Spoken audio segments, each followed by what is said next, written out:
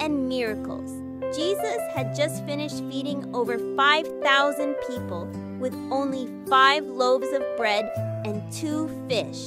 Pretty amazing, right? Afterward, Jesus told his disciples to get into a boat and go across the lake while he stayed behind to pray.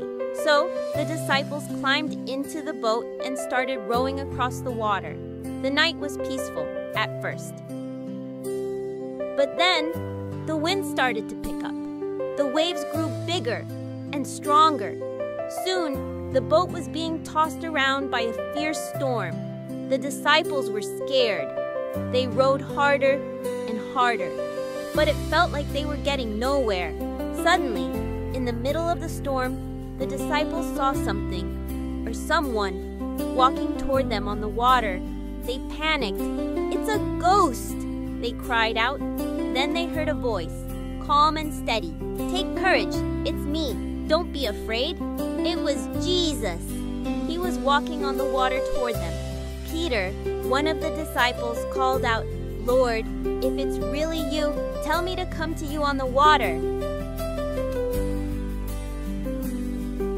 Jesus smiled and said, "Come." Peter carefully climbed out of the boat, and to his amazement, he was standing on the water. He took a few steps toward Jesus, but then he noticed the strong wind and the crashing waves. Fear crept in. Peter began to sink. "Lord, save me!" he shouted. Immediately, Jesus reached out his hand and pulled Peter up. "You have such little faith," Jesus said kindly. "Why did you doubt?"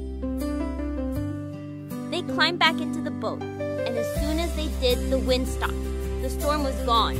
Everything was calm. The disciples were amazed. They knelt down and worshiped Jesus.